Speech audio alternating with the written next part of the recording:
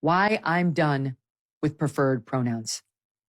I was an early proponent of using preferred pronouns as far back as the early 2000s, of saying she when I knew the truth was he. It seemed harmless and I had no wish to cause offense. Trans people were tortured enough, it seemed to me, by nature of their dysphoria and society's disdain for them in general. So I complied. I went along with it. I didn't see the harm. By 2016, we were debating bills to stop trans access to certain bathrooms, which I covered from the news desk, siding with the trans community. How does it affect our lives as women if here or there a trans person uses a stall in our bathroom? These people aren't bothering anyone. Why wouldn't we accommodate them? I didn't see the harm. In 2018, while at NBC, I hosted shows on trans people, one of which had a segment on trans kids. I led the audience in cheering for them, encouraging them to own who they are. I used approved terms like gender-affirming care for medicinal gender manipulations, cis to refer to natural-born women and men, assigned male at birth instead of born male. I smiled and listened politely as a guest told me, gender is just a social construct. I wanted to be supportive of those who were suffering. I would use this more evolved language. I didn't see the harm. By the time we began the Megyn Kelly Show podcast in September 2020, the warning signs were everywhere.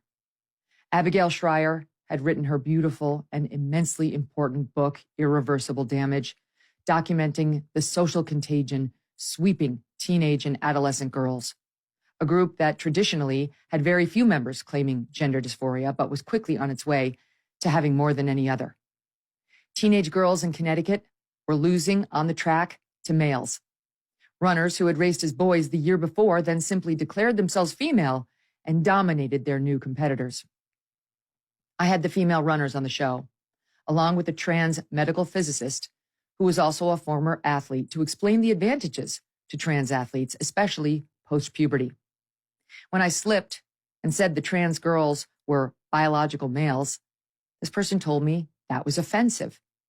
I explained that it was an attempt at clarity, but began to rethink the language policing. Why did I have to deny reality in order to be polite?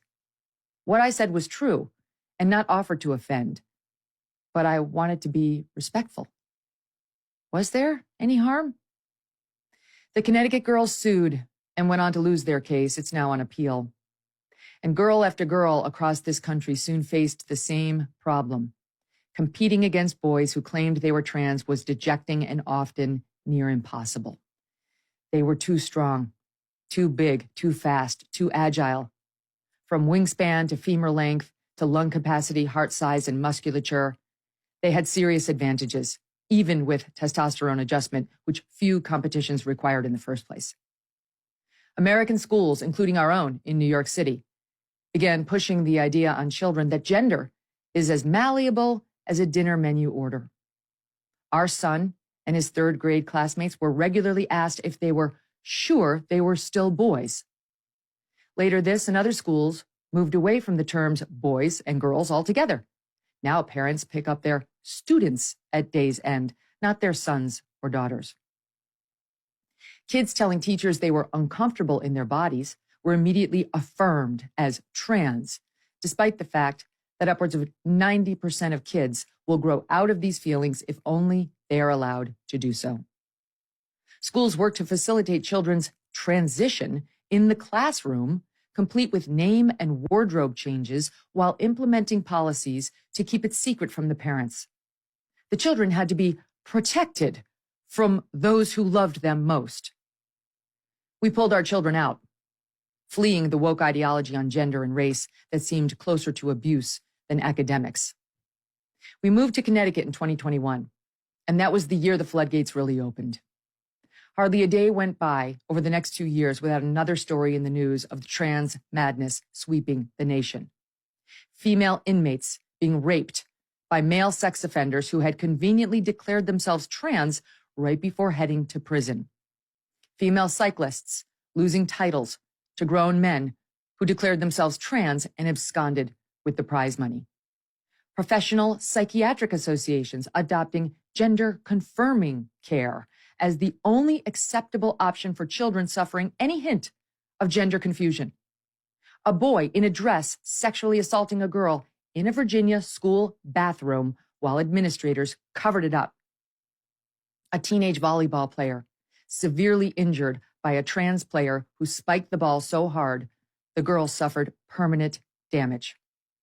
Hospitals bragging about how much cash they were making on cross-gender procedures, including on teenagers.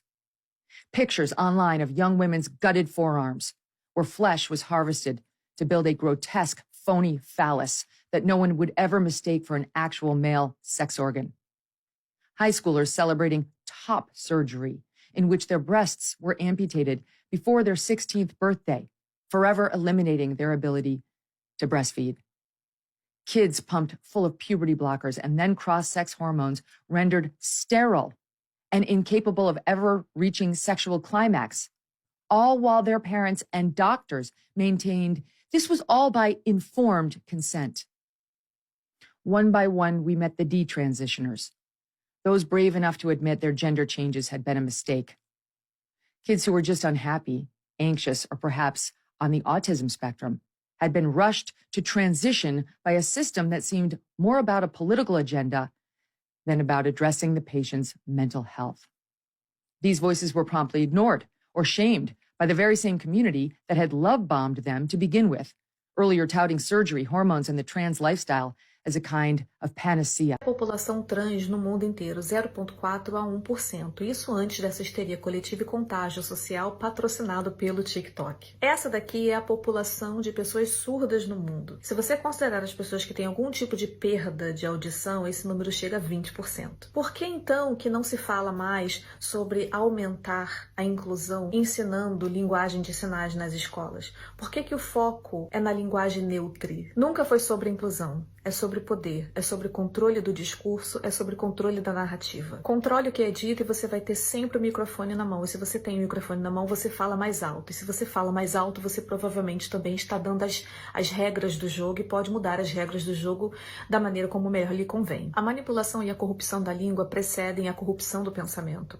Na medida que você obriga as pessoas a usarem determinadas palavras, como pronomes, ou você muda a definição de palavras, como que tem acontecido com a palavra mulher, ou mesmo quando você cria um novo conjunto de palavras para ganhar argumentos como gordofóbico, transfóbico, tough e coisas desse tipo, você está limitando a sua capacidade de pensar logicamente sobre tais coisas. A manipulação da língua é uma forma de controle do pensamento, porque na medida que não existe a palavra para descrever aquele pensamento, fica difícil você ter até um pensamento lógico sobre tal coisa. Por isso tem sido tão importante para determinados grupos a manipulação da língua. É sobre poder, não tem nada a ver com inclusão.